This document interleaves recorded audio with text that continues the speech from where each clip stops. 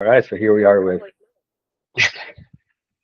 You're going to Mr. interview me? Joe, and I think I'm going to need some help pronouncing your last name. Can you say that for me?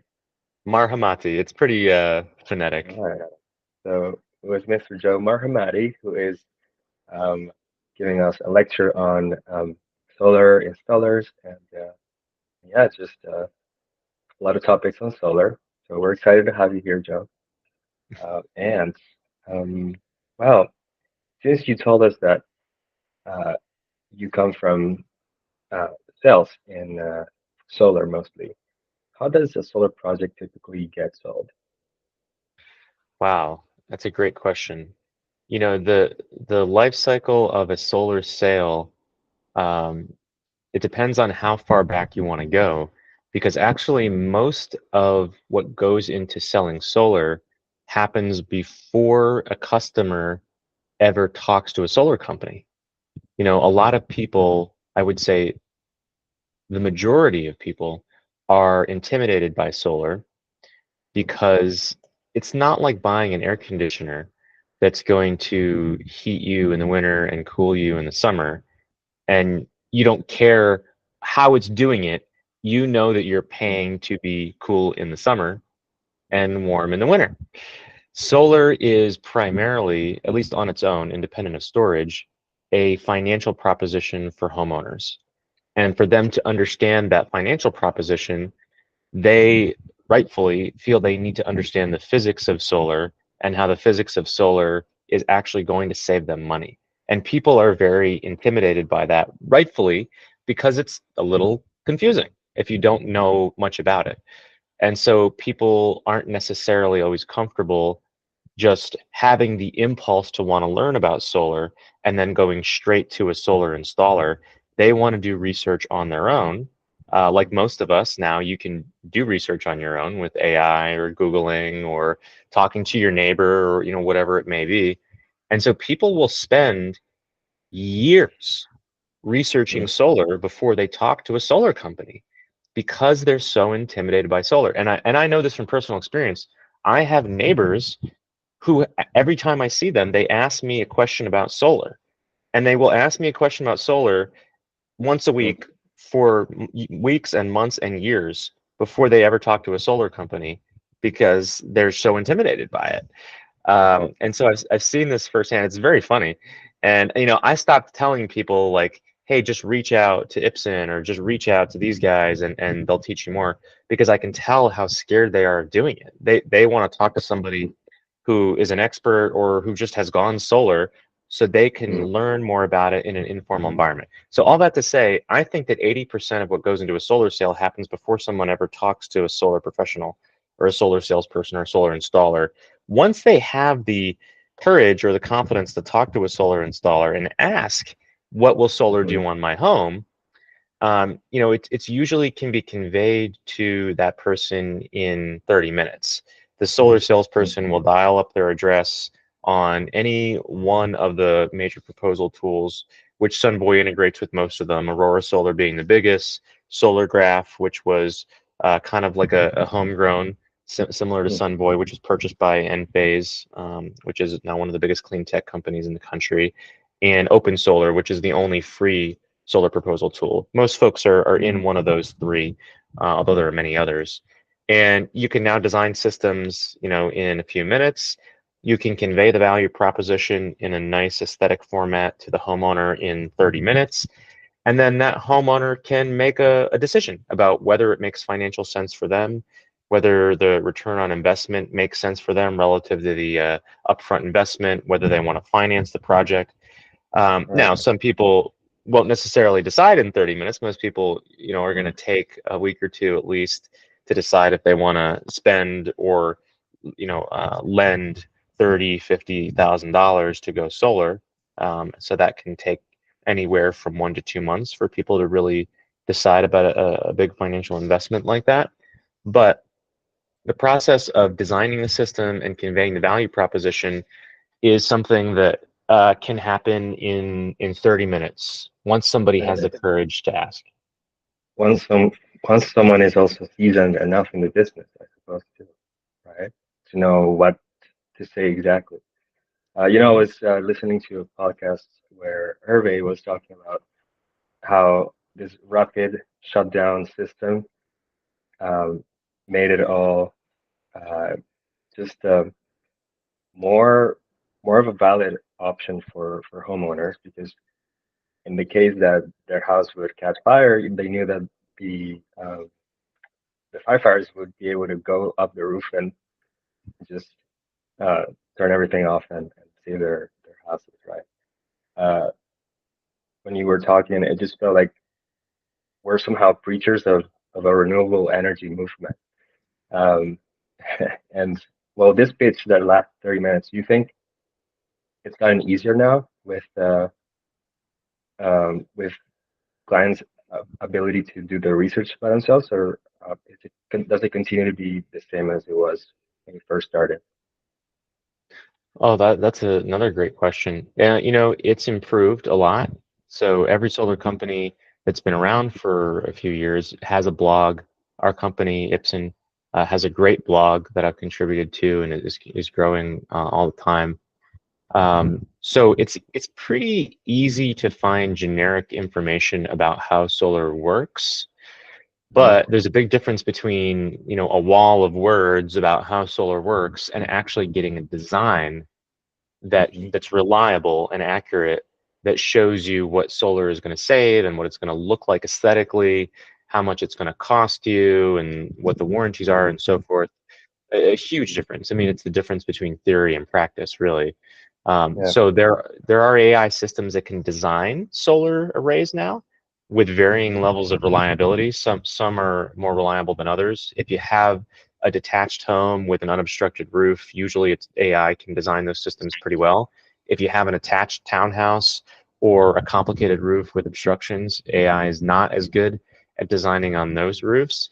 But overall, I see a trend in the industry toward more clarity of information, better designs faster.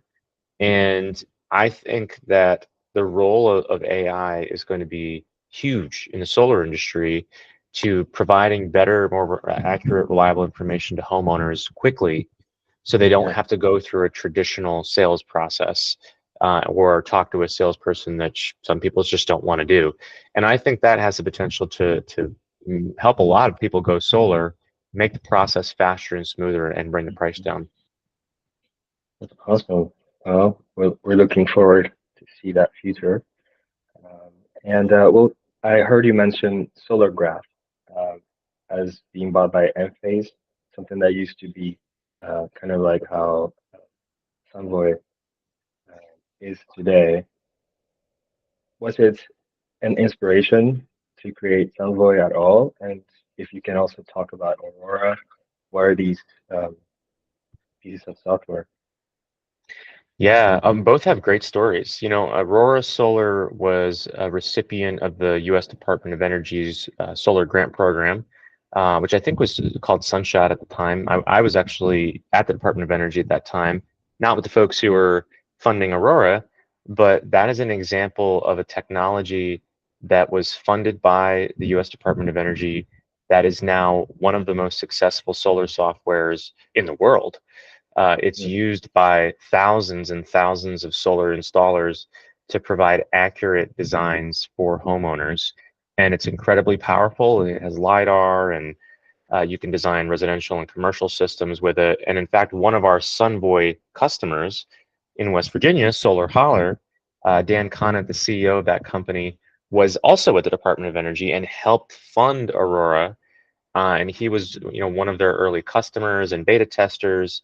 And he loves to tell this story, and it's a great story, because now he runs, one of the most successful companies in the country, who incidentally has a mission of helping coal miners convert to solar harvesters and solar installers.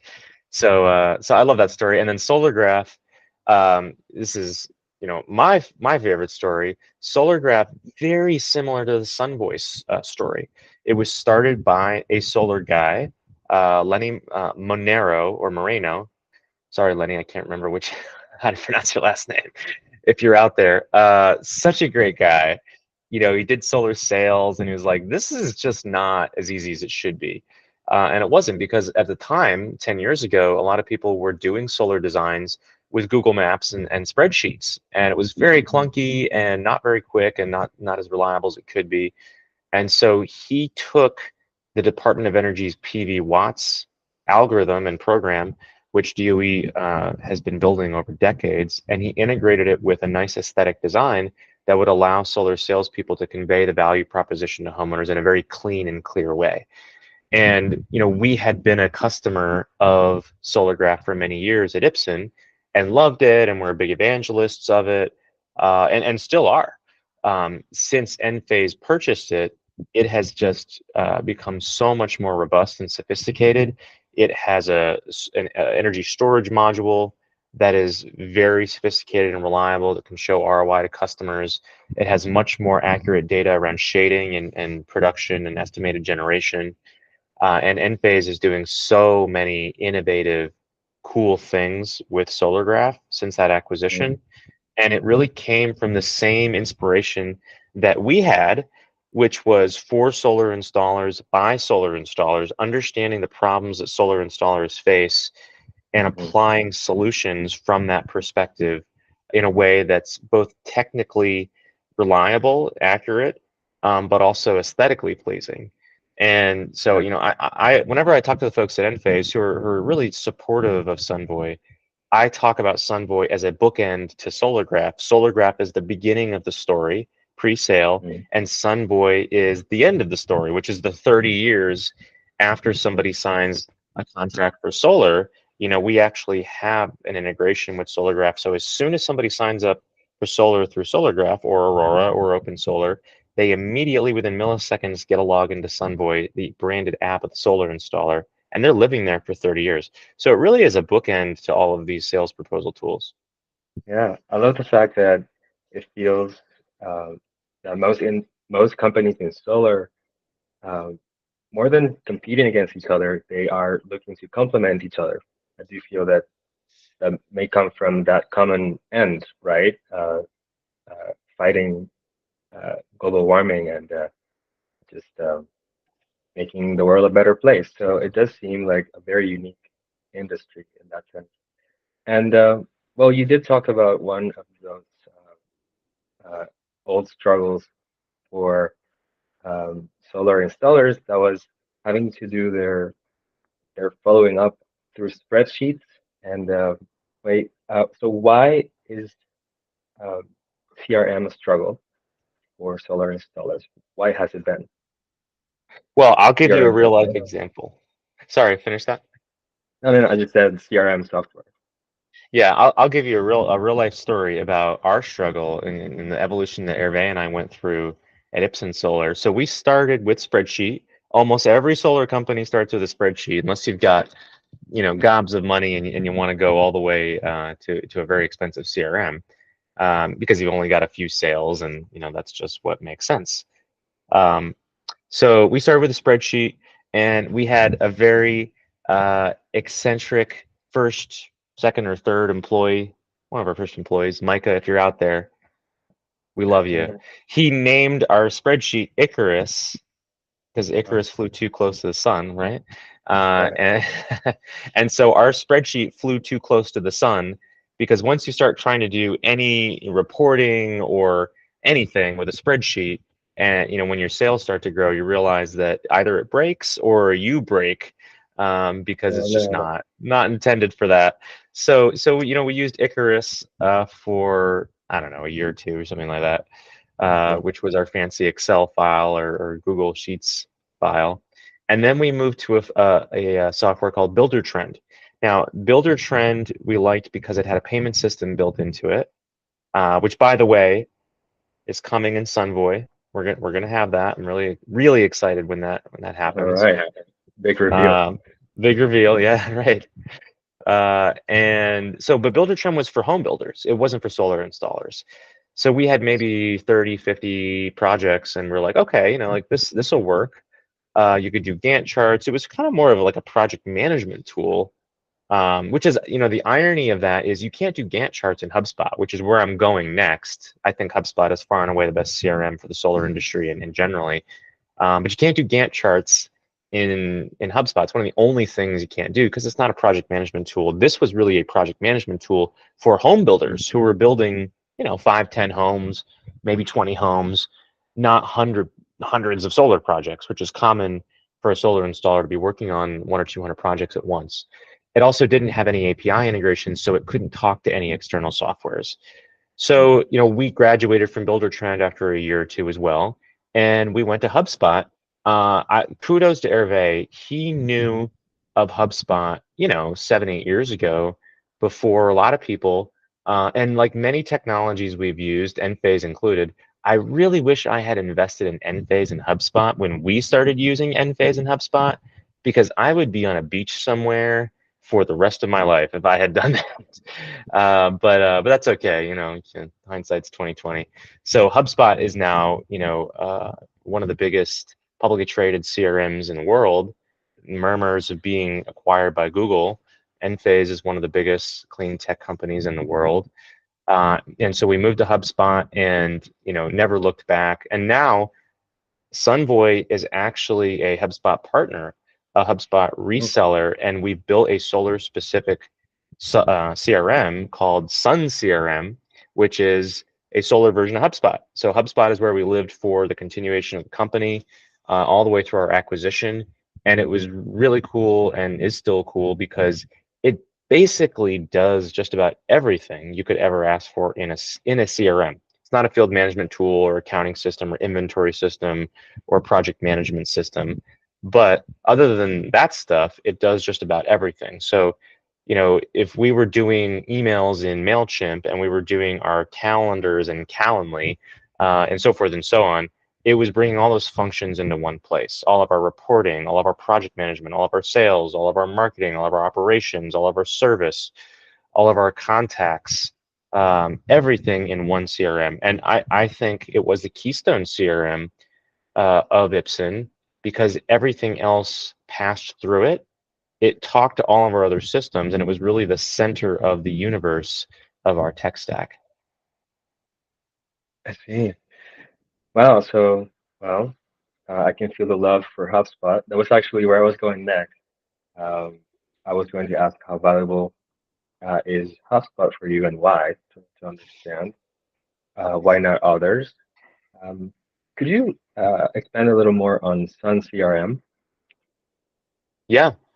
So it's interesting, since we started Sunvoy, it's been almost 3 years now. We get questions all the time.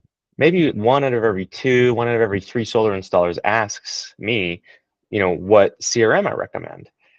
Because there's so many people out there who don't have a CRM, or they're still in spreadsheets, or they don't like their CRM because it has severe limitations. And so for years, I was just telling people, I think you should use HubSpot, and here's why. And I've used HubSpot, and here's the value that I think it provides.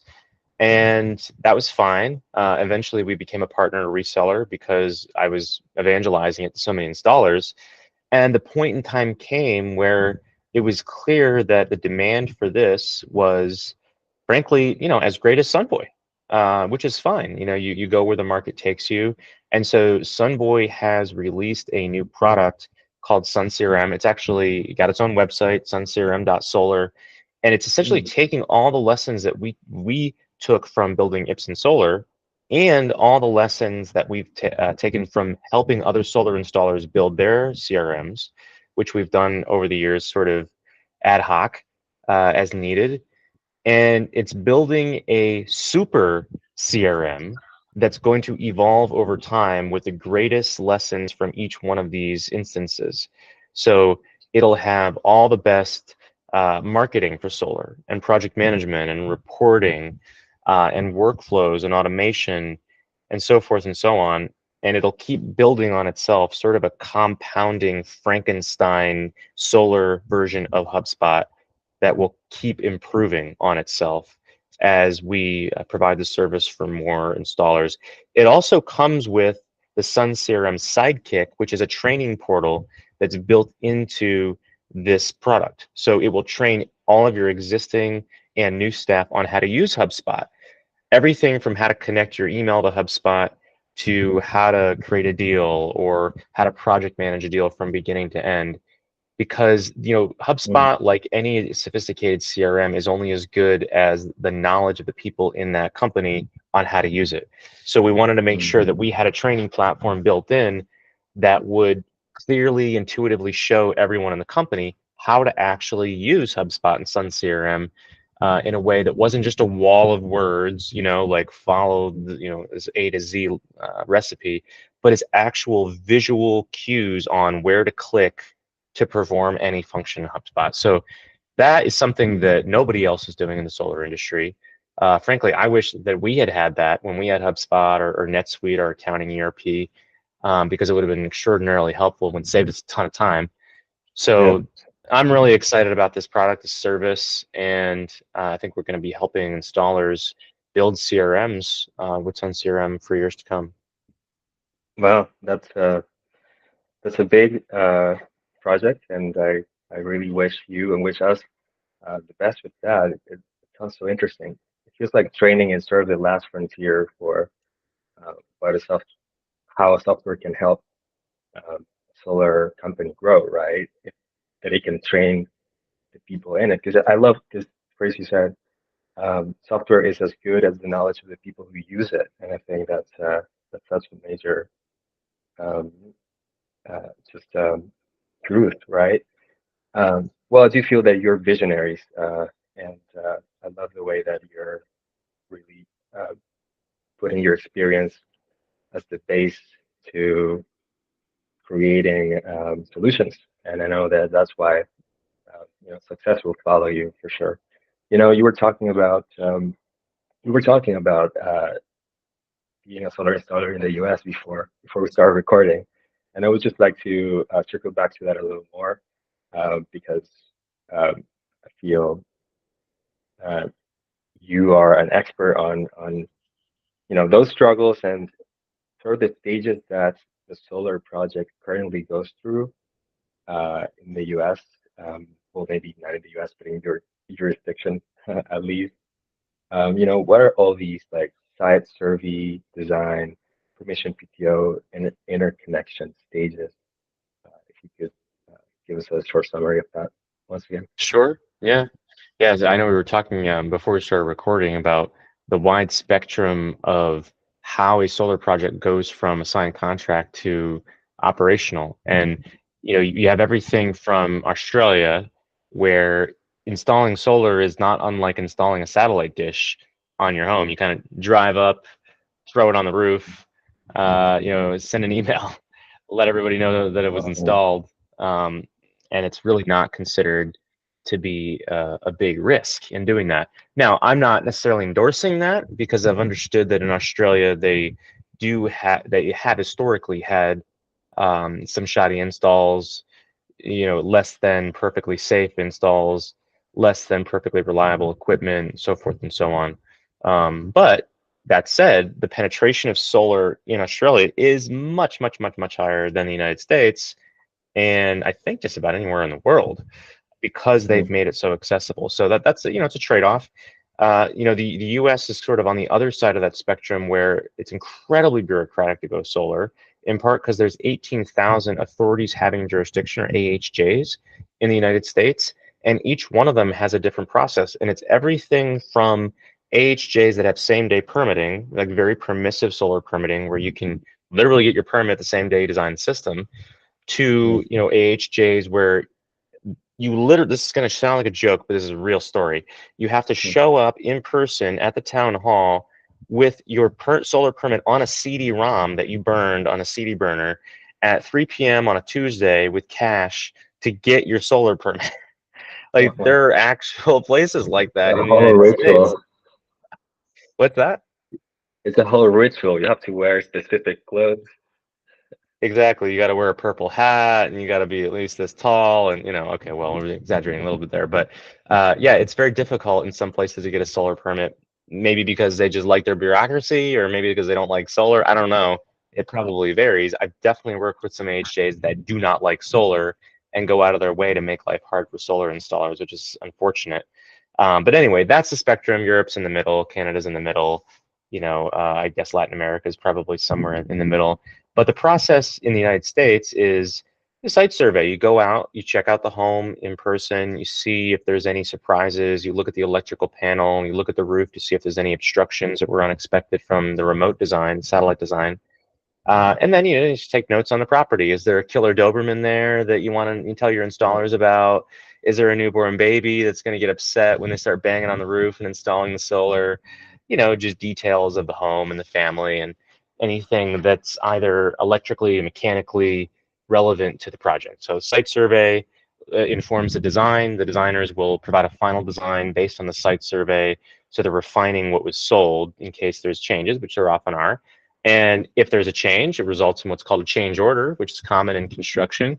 So the Mm. salesperson will have to go back and essentially resell the project to the homeowner, depending on what the new specifications are based on that site survey. Maybe take a panel off, add a panel here. Maybe you need some more expensive equipment or a longer conduit run than was expected from the satellite design. Once that change order is done, or if there was no change order at all, it'll go into permitting, get the local county approval. It'll go into interconnection approval, get the utility approval. It'll go into procurement, get all the stuff to install. It'll be installed, and then you'll get what's called a Part 2 interconnection approval, where you basically tell the utility, hey, we installed it. Please swap the meter for a net meter so that we can then turn the system online. And of course, a net meter allows you to sell power back to the utility. Whereas if you don't have a net meter, all the solar generation has to be consumed in real time or it's lost. So net metering is, in a nutshell, a big facilitator for the growth of solar in the United States, and I would say in most countries, because you're able to interact with the utility and provide them power, essentially powering your neighbor's house. Mm. Sometimes at the retail rate, which is really fueled the growth of solar in the United States, and sometimes at a wholesale rate or somewhere in between, depending on the solar penetration of that territory. So that's a process in a nutshell. Yeah, I see. Wow. Well, it does take a lot of experience to summarize it. Uh, I'm sure that it is um, way more complex than you made it look, but we will continue doing our research. Thank you so much for sharing that. And well, I noticed there's a lot of lingo associated to the solar industry. Um, terms, well, you yourself said a couple shortenings there, so acronyms. And well, I did hear something about solar credits before. Is that the last thing, the power in your neighboring's house? You said the credits that the solar um, homeowners get for installing solar on their roof. Well, it depends on the context. So solar credits can mean a lot of things. And, you know, if you go to 100 countries and ask a solar professional what solar credits are, you're going to get 100 different answers. So Oh, in the United States, there's a couple different things it could mean, at least in my experience. It could mean the credits that roll over month to month. If you produce more solar than you consumed in the home, you'll get a credit that'll roll over to the next month, generally speaking, that'll apply to your next bill. So that's one way that it's used, one context that it's used in. And another is in the context of a subsidy called solar renewable energy credits. So about, I want to say 20 years ago, the states in the United States started passing what are called renewable portfolio standards. And those renewable portfolio standards essentially mandated that the utility procure a certain percentage of their electricity from renewable sources. So if you were, if you were generating and procuring, a gigawatt hour of electricity, maybe mm, 30% of that had to come from renewable energy by law. And the mechanism for doing that would be to create a marketplace. United States loves economic efficiency, right? So you create a marketplace, and then if you are the owner of renewable energy, you can sell that power, or I should say mm, the green attributes of that power, the attribute of it being clean energy, into this marketplace, and then you can sell it at a price that's a function of the supply and demand at that time, which is generally called the spot market price for solar renewable energy credits. So this mechanism has been, along with net metering, one of the biggest catalysts for the growth of solar in the United States. because it essentially means that you have a value add on top of the saved electricity. So as an example, in Washington, D.C., price of electricity might be, let's call it 15 cents a kilowatt hour, but this subsidy could be up to 45 or 50 cents a kilowatt hour, 3 times or more the price of power. So it's extraordinarily advantageous for homeowners to go solar because they're not just saving the 15 cents on the power, they're saving 45 to 50 cents, or now it's probably closer to 40 cents on this subsidy. They're not saving, they're actually earning it in the form of cash. And it Right. varies. There are states that have, lower and greater amounts, but that's been a real catalyst for the growth of solar. I see. Wow. So, well, um, you're lucky to live in a culture where uh, business opportunities are not overlooked, right? Uh, well, and you also talked about another place that seemed like a great, uh, just a place that understood uh, the, how solar is convenient and it's making it easy for its inhabitants to profit from it. You mentioned Australia before. Um, I was wondering, are there any expansionist plans within Sunvoy? Would you like to explore other, yeah, just other territories? Sort of, what's the next step for Sunvoy? Well, the only thing that's keeping us from expanding Sunboy, Mauricio, which you'll know part of the reason you're here, is language. That's the only thing. So if you know anybody who speaks Chinese, that's a big market. But no, we're in the markets where we speak the language, and I can say I know our competitors are not. They will not be named here, but I know that they're not because they don't have the breadth of language experience, which I definitely don't have. But I know that you have, and Yasha has, and Hervé has, and probably everybody but me. So I'm very grateful for my colleagues because that's allowed us to grow into Europe, into Latin America. And we've talked to folks in Australia, which obviously is a bit easier, English-speaking countries. Yeah, But yeah, that's the only thing holding us back. We can translate into any language, and but right now, think about it. We're in North America, all of North America. We're in all of South America. We're in most of Europe. If somebody comes to us from Bulgaria, we might have to figure it out. yeah, But most of Europe, and it can sell into any other English language countries. Um, and that's pretty cool. That's something that I know none of our competitors are doing, and that's because our part of our mission is to help solar installers worldwide, because a lot of them yeah. are facing the same challenges. And to the extent that we can do that, it's language is the only barrier. See, wow, it's so interesting that it all boils down to language, right? That essential part of humankind. Um, well, we're definitely here to back you up, and we're learning more languages, Chinese included. So stay tuned.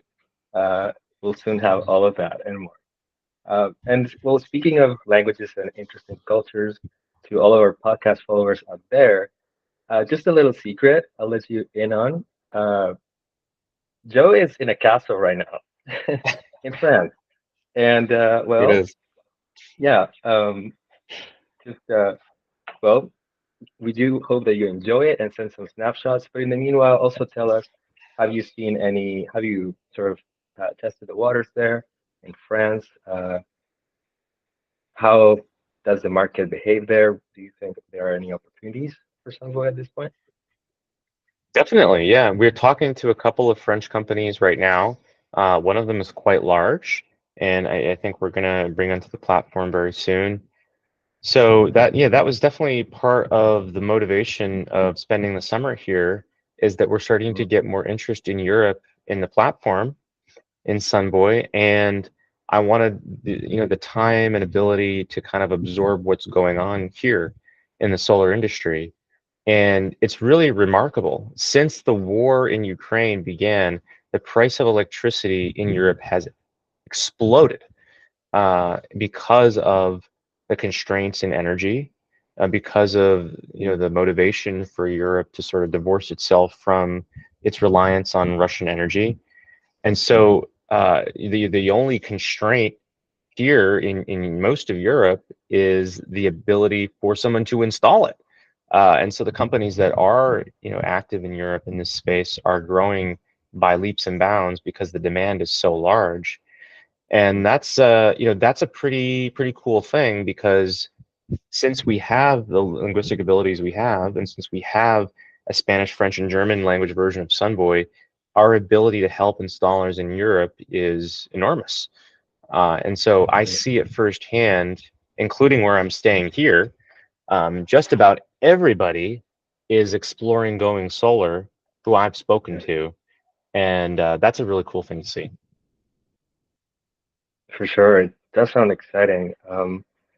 Well, I remember first time I wrapped my head around the idea of Sunvoy, I thought it was such a revolutionary uh, tool. The fact that you created something, um, at least 10 people in every city in the world who happen to work in solar can relate to. It does feel like a well thought out product. So kudos to you. Kudos to us, right? And Yeah. well, we're almost at the end of our podcast today, but I do have one penultimate question that's interesting. You've mentioned a couple names during our talk today. Just shout out to all those people, even if we cannot pronounce their last names. And well, there's one question here. Who is Steven? Who? Who is Steven? Um, Oh, okay. yeah, Stephen Lowitz? I have no last names, but it seems this person is famous enough that you would recognize the name immediately. Do you know Okay, who okay. Steven is? Yeah, I'm trying to. What is that a name that I brought up during this conversation? Because I No, I've it's a name forgotten of already. the Yasha advice I brought up. Um, Okay. speaking of like HubSpot, and then maybe Okay. like software, Solargraph, Yep. maybe even. Yep. I think I know who you're talking about. So, when we started Sun CRM, which was pretty recently, we actually spun off a subsidiary, and that is Sun CRM is its own entity. And so it's a joint venture of Sunvoy and Revenue Institute, which is a company that specializes in HubSpot implementations. And so our partner in that is Stephen Lowitz, who is one of the premier experts in the country in HubSpot implementations. And so he was actually our HubSpot admin at Ipsen Solar, and now he's helped us do these implementations for HubSpot for other solar installers. And he's on the sort of development, project management side of Sun CRM, where I'm more on the consultative sales side of Sun CRM. So it's a joint venture between our two companies, and it's really him driving the ship on doing the implementations. Wow, I see. Wow, this seems like very talented and capable people on your team. By the way, I recently joined Some Voice team and I'm super happy to be here. Thank you for the opportunity, you guys. I'm learning a ton every day. And on that last note of learning, which is a pillar of Sunvoy and just the solar industry in general, I would like to ask you, Joe, what is something you advise someone considering becoming an entrepreneur in solar or um, just getting uh, getting real about solar, getting serious about it? That's a great last question. Well, first, I want to thank you for joining this team because one thing I've learned since I've been in this industry, particularly since I've left government and started Ipsen and Sunvoy, is that the greatest impact that I personally can have beyond the work that we do here every day is inspiring other people to be in clean energy, to work in clean energy, because what this industry needs and what the climate movement needs more than anything is more people who care, who are bright, who are motivated, and who want to solve this problem. And so whenever I'm talking to people who are looking at a career change or looking to their first career, that's where I try to have an impact. Because if you can move somebody from an industry that may not have as much impact to working in this industry, and they're bright and they're motivated, and they work in this industry for 10, 20, 30, 40 years, that's the kind of thing that cumulatively helps us solve the climate crisis. And so just this conversation is so inspiring for me because I can tell that you care and that you're bright and that you're motivated and that you want to be here and that you're learning because you care. And that cumulatively, if you do that for the next person you talk to, and everyone at Sunvoy does that for the next person they talk to, and the people they talk to do it for the next people they talk to, that's what's going to actually solve the climate crisis, is having everybody, as many people as possible, solving this problem together. And so I don't know if I probably just answered whatever question I wanted to answer. I don't know if I answered your question. I think it's a great answer, and we are so grateful to have had you here with us today. This is Joe Marhamati, everyone. Thank you for your work, and we wish you and wish us all the best in the solar movement. Thank you very much, Joe. Thanks, Mauricio. This probably would have been a more chill conversation if we hadn't recorded it, but I'm glad we did, so we can share this with everyone at Sunvoy, and I'm glad we you did. know, I'm glad we did. I I'll be can tell you were impressed ready when for a podcast. So I'll be very impressed if anyone at Sunvoy makes it through the full, 50 minutes of this fake podcast. But I had a great time, and you make a pretty good interviewer. appreciate it. Thank you. You make a great interviewee, and they should. They definitely should. There's a lot of learning. I myself will be listening to this again. You can bet on that. Thank you very much, Cool. Joe. Wish you a great day today, and well, go enjoy that castle now. All right. Thanks, Mauricio. We'll talk soon. Nice meeting you again. See you. Bye.